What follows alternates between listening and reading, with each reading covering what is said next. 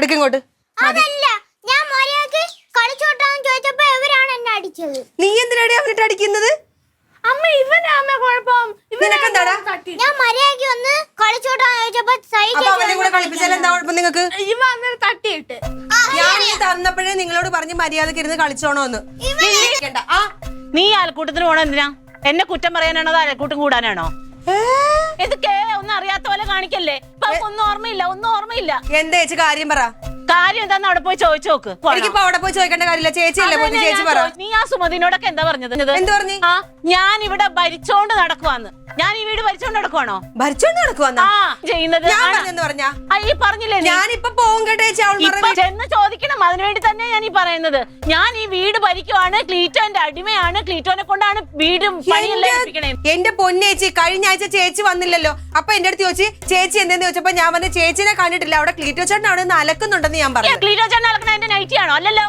ചേച്ചിയുടെ നൈറ്റി എടുത്ത് അലക്കുന്നു പറയാ. ക്ലീറ്റോ ചേട്ടൻ അവിടെ അലക്കുന്നെന്ന് മാത്രമേ ഞാൻ പറഞ്ഞിട്ടുള്ളൂ. തുണി വല്ലതും കല്ലിലിട്ട് കുത്തി തിരുമണേന്. അപ്പൊ അവള് ആ ലീല ചേച്ചി എന്നോട് ചോദിച്ച് കുഴപ്പമില്ല, ഇപ്പൊ അടുക്കള പഴയ ഏതായാലും കുഴപ്പമില്ല, കുടുംബത്തോട്ടൊന്നും വരുമാനമൊന്നും കൊണ്ടുവരുന്നില്ലല്ലോ എന്ന് പറഞ്ഞു. അപ്പൊ ഞാൻ ചോദിച്ചു ഇതാരാ പറയുന്ന വെച്ച്. തങ്ക ഇവിടെ ഇരുന്ന് എപ്പോഴും ഇത് തന്നെ പറയുന്നതെന്ന് പറഞ്ഞു. അത്രേ ഉള്ളൂ.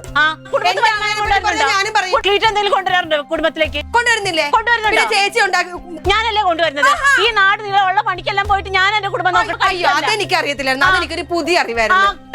ചേച്ചിക്ക് എന്താ പ്രശ്നം? ലില്ലി, ഒരു കാര്യം ഞാൻ പറഞ്ഞേക്കാം. മേലാല് എന്നെ എന്റെ കുടുംബത്തിന്റെ എന്റെ ക്ലീറ്റോന്റെ കാര്യം പറയാൻ വേണ്ടിട്ട് നീ അയൽക്കൂട്ടത്തിലോട്ട് പോകണ്ട. അതൊന്ന് മനസ്സിൽ വെച്ചാ നല്ലത്. ഞാൻ കാര്യം പോയി പറഞ്ഞിട്ടുണ്ട്. എനിക്ക് എന്തെല്ലാം പറയാം.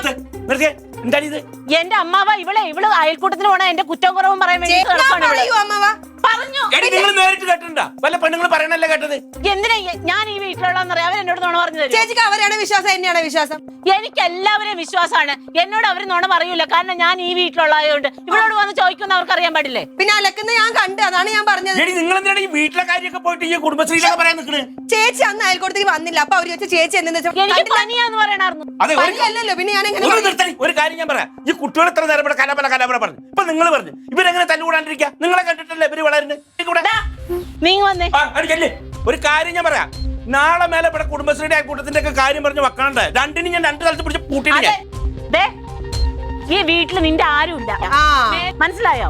ഇവിടെ നിനക്ക് മാമ മാത്രമേ ഉള്ളൂ. മാമ വരുമ്പോ നീ ഇങ്ങോട്ട് പോരെ. അല്ലാത്ത സമയം ഈ പടി കയറുന്നത് കേട്ടല്ലോ. ഇത് തന്നെയാണ് ചേച്ചിയുടെ സ്ഥിരം പരിപാടി. വിളിച്ചോണ്ട് പോകും.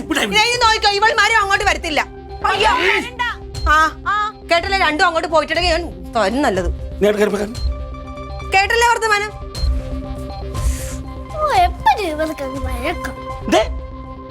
അപ്പൊ എന്താ ചക്കനെ കളിപ്പിച്ച പോലെ നിങ്ങൾ കുത്തിയിട്ട് ഞാൻ നോക്കും.